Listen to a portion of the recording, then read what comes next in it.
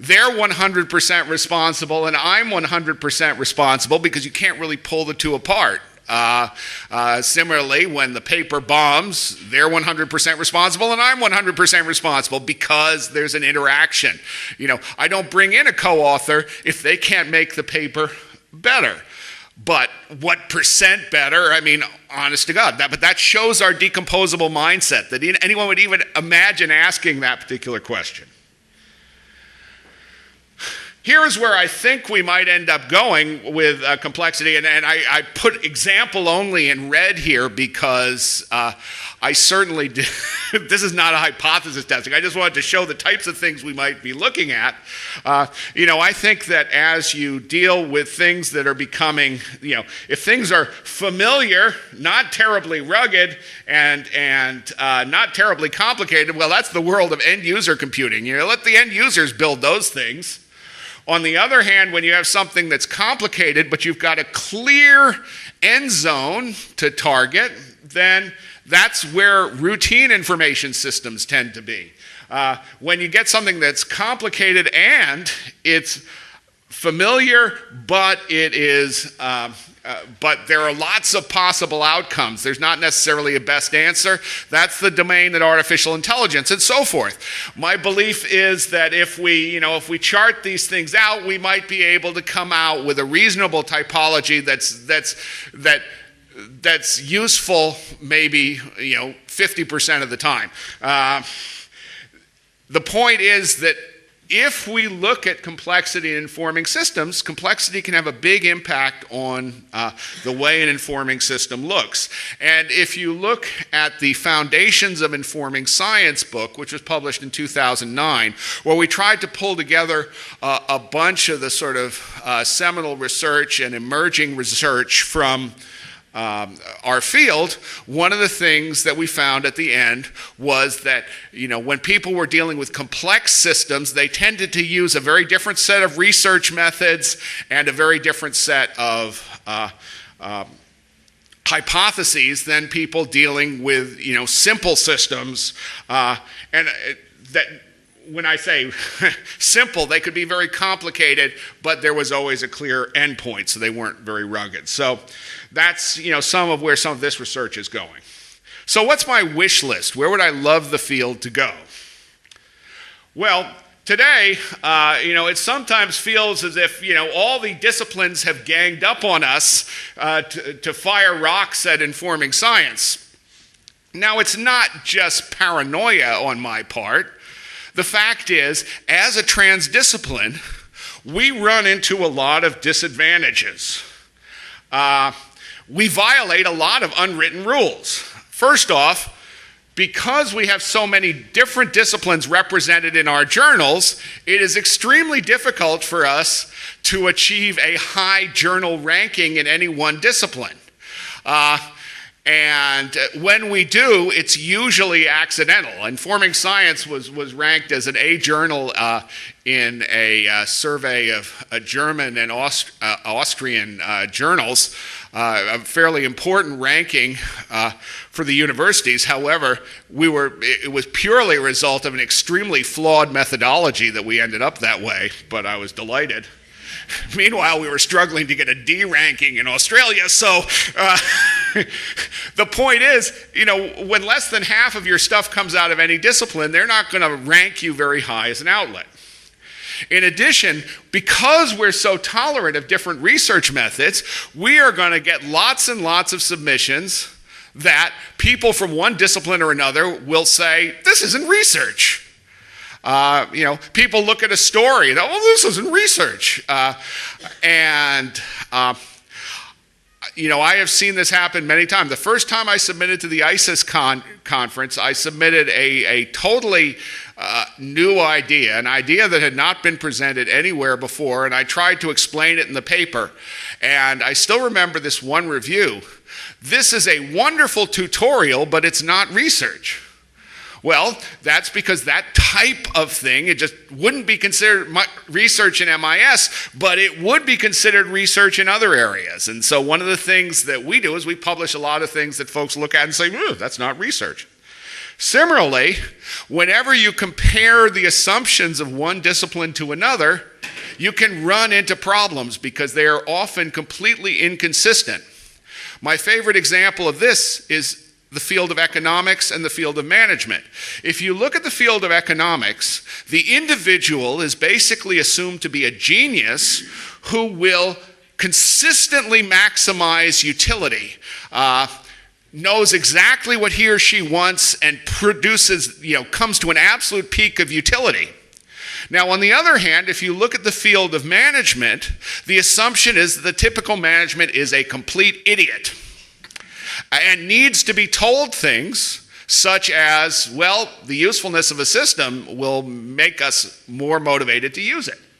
And as a consequence, if you try to put the assumptions of these two fields together, you're going to get a lot of friction because neither assumption works very well, but they are conflicting assumptions. And this is a problem you have whenever you merge fields.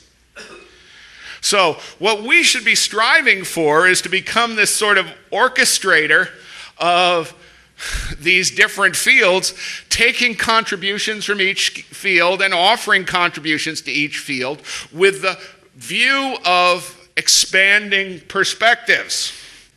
Another thing that we need to do is we need to make our communications more effective at informing other people.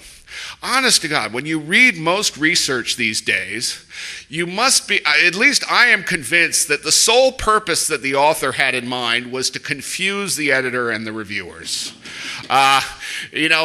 We make the stuff so complicated and so convoluted that it is nearly impossible for a layman to read it or even an expert outside that narrow discipline.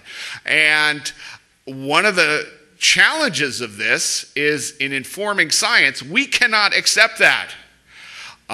When we get a submission, I can't understand this, we got to send it back and say, this is probably a really good idea, but I have no idea because I've got no clue as to what you said. So if you wouldn't mind, please express it in a way that I can understand it.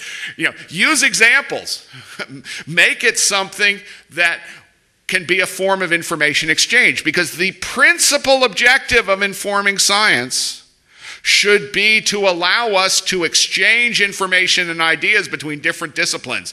And we cannot do that by limiting ourselves to the jargon of our own discipline and by trying to convince everyone how brilliant we are by making stuff that no mortal can understand. To be really interesting, something has to be simple, unexpected, concrete, credible, emotional, and it has to be built around stories. And stories are one of the most effective ways we have of informing other people. Now, the problem is, in a lot of disciplines, a story is not considered research. Even if it's nonfiction, it's not considered research. And my argument is, we got to start thinking about informing as being a part of research, because if it is not a part of research, then the work that we do serves no conceivable purpose. Exploring alternative perspectives. One of the things we have to be is extremely tolerant of other perspectives. Just as this illustration here shows I got this from Eli once again. This is for people who have read the story of the 6 blind men and the elephant, each blind man felt a different part of the elephant and came to a different conclusion. So the people feeling the legs thought it was a tree, feeling the trunk thought it was a snake, feeling the tusk thought it was a spear, and so forth. This is a very nice illustration. We saw an example of that today.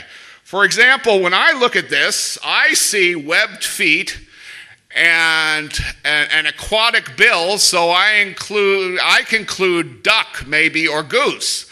But Eli's perspective is that it's a chicken. And I am not going to contradict Eli. I will simply offer a different perspective. What we need to do here is also reach out to other disciplines. I remember when I got started in informing science very early on, I read this, consider submitting your best work to informing science. And believe me, I'd love to get your best work. Frankly, I'd love to get practically any of your work. Just, make it readable, make it informing. We'll mentor the heck out of you to get it published. But I believe it is equally important for us to spread the word in other disciplines and go out and talk about informing science within the various disciplines in which you work. And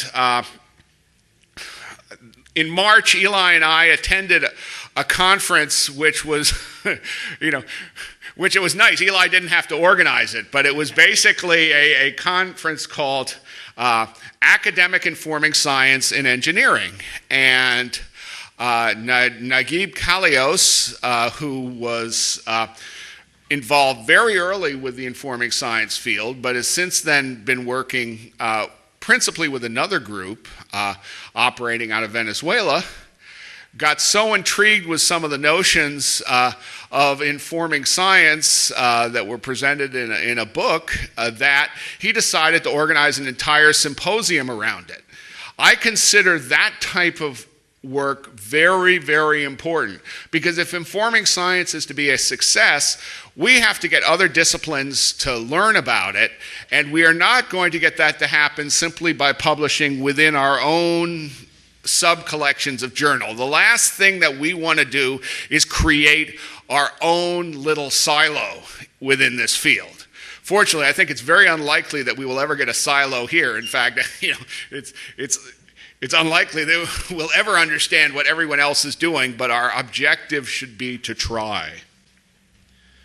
So, that is the end of my presentation. I don't know if I have any time left for questions. Apparently, I probably ran over, but thank you very much, and I'll look forward to speaking with you in the conference.